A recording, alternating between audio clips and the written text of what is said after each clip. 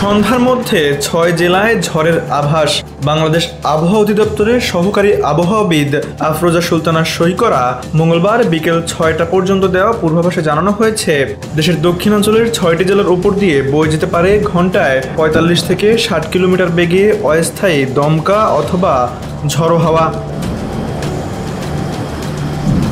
পূর্বাভাসে বলা হয়, খুলনা, বরিশাল, পটুয়াখালী, নোয়াখালী, চট্টগ্রাম এবং কক্সবাজার অঞ্চলে দক্ষিণ পূর্ব বা পূর্ব দিক থেকে ঝড়ো হাওয়া বয়ে যাওয়ার সম্ভাবনা রয়েছে, যা বৃষ্টি অথবা বজ্র বৃষ্টি সহ হতে পারে।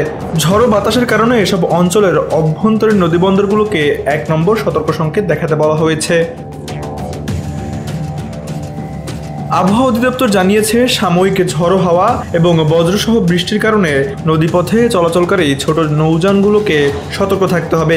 পূর্বাভাসে স্থানীয় প্রশাসন এবং সংশ্লিষ্ট কর্তৃপক্ষকে প্রয়োজনীয় প্রস্তুতি রাখার পরামর্শ দেওয়া হয়েছে। তানভীর আহমেদ, এনপিবি নিউজ।